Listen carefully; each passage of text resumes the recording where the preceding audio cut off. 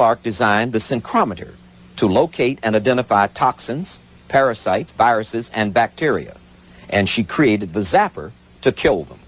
Here is a synchrometer, which is a circuit together with this resonance box, which can analyze your tissues without going into you to see what is there. And it is just a one transistor oscillator. It's a very simple little circuit that you see in many other larger circuits. But it is so simple that I would like people to be able to make this. And that's why I have the instructions for it in the books. The resonance box is attached to it. This is where you put your samples. You would put a sample of your body on one plate and a sample of the item you're testing for on the other plate. Michael McElray is a nutritional consultant and a personal trainer. What Dr. Clark said, and what she's already talked about, is that parasite and pollution is basically causing disease. And when we say parasite, what we're really talking about is microorganism. The virus is inside the bacteria. The bacteria is inside the parasite. And in fact, we've even found that mold is inside the parasite, and certain funguses are inside the parasite. And this isn't something new, and this isn't just theory. This has all been proven. What's really interesting is how these parasites and different microorganisms found their way into the body. And what Dr. Clark has proven is that the immune system over the last few years has been depressed. If we don't have stomach acid that could kill these harmful bacteria, then these things will crawl through the body and take over the biological terrain at will. What Dr. Clark's proven is that these parasites that normally are killed by the stomach acid are now crawling through the body because we went down to the local drugstore and we picked up the Alka-Seltzer because we were suffering from acid indigestion. What was that? Well, what it was is we were eating food that properly couldn't be digested. And we were eating too much food that's deficient in enzyme. And I'm not talking about theory here. I'm talking about practical ideas that have already been proven. When we overcook food, we kill the enzymes. When we kill the enzymes, we ask our stomach acid to do the job for us. In doing that and overprocessing our food, we've reduced our stomach acid. Hydrochloric acid is our first level of defense, which is now missing. The second level of defense, which seems to be more frightening, is that once the parasites are inside the body, the liver has been given the capability to, as a second shot, to kill these microorganisms.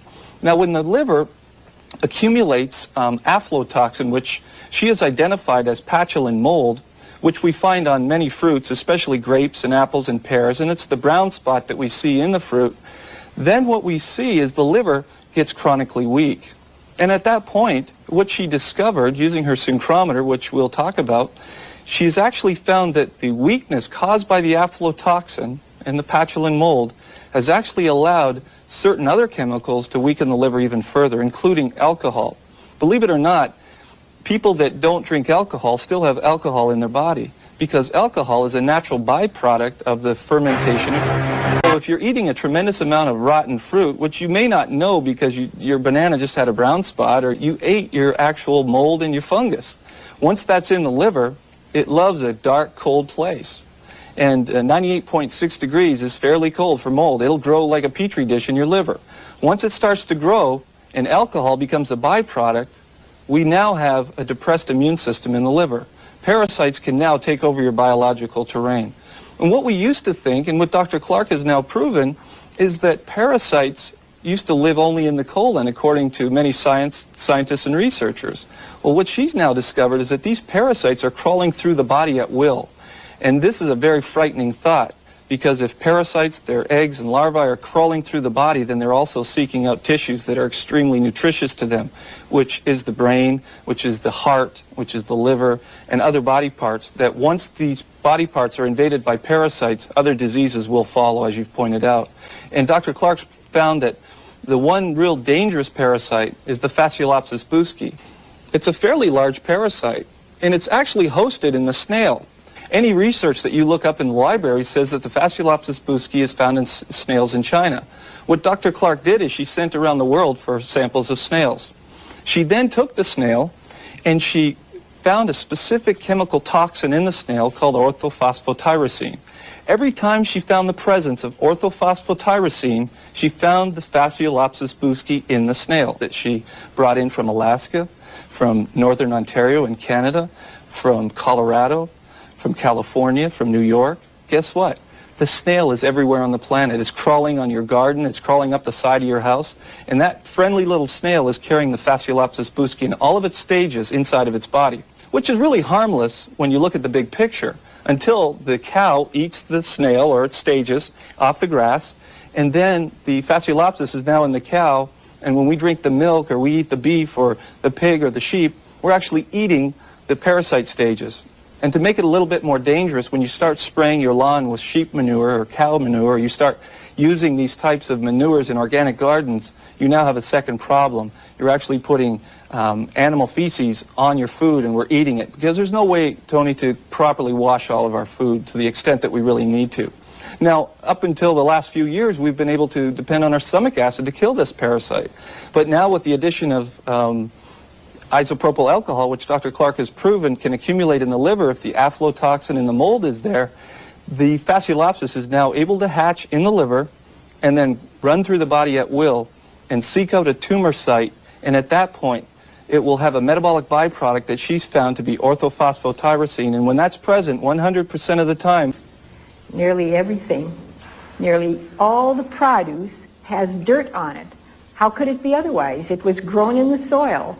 You can't sterilize them. So the dirt that's on them has parasite eggs and, well, eggs primarily, on all different kinds. Roundworms, flatworms, anything you can think of that lives in dirt or is spread through dirt, namely has had animal. Water used was for potentizing water using a coil drawing out the negative energy from a container of water and a feedback loop hooked into it, and grab this glass here, just setting the water in there. And what we found by radionics testing and by direct experience was that if we place water in a configuration like this for a period of 12 hours overnight, that the potency or the vitality, the energy quantity in the water goes off the radionic scale. It goes clear off the scale. And on experimental application, in other words, just drinking nothing but that water, let's say you set a gallon jug in here and drink nothing but that water for the next week, you would find that your requirement for food would go down, your energy level would go up, and your requirement for sleep would be reduced considerably. Used was for